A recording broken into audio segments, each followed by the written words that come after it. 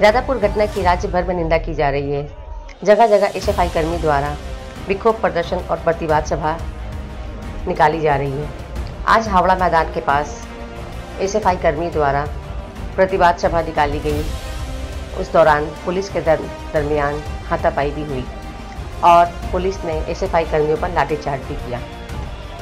उस घटना के दौरान कुछ एसएफआई कर्मी आहत भी हुए।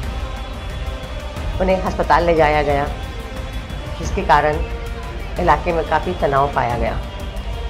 इस वीडियो के माध्यम से आपको दिखाते हैं उसकी कुछ झलकियाँ और सुनते हैं इस बारे में एसएफआई कर्मियों ने क्या कहा।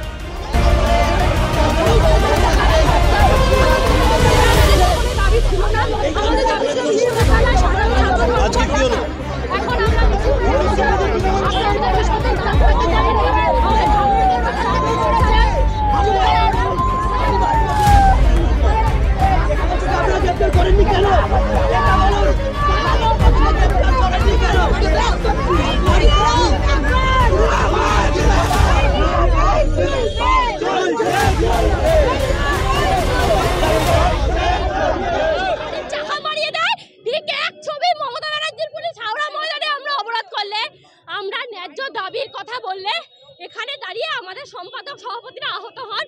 এক ছবি সম্পাদকের এমন অবস্থা, তাকে জেলা হাসপাতালে ভর্তি করা হচ্ছে। দ্বিতীয় মহিদুল বিদ্যার ঘটনা, সুদীপ্ত গুপ্তার ঘটনার পুনরাবৃত্তি হয়। এসএফআই সহ সাধারণ মানুষ কিন্তু ছেড়ে কথা বলবে না। হাওড়া আনিস খানকে দেখেছে, হাওড়া স্বপন কলেকে দেখেছে, হাওড়া ছাত্রছাত্রীরা কিন্তু ছেড়ে কথা এই পুলিশকে, এই প্রশাসনকে বলবে না।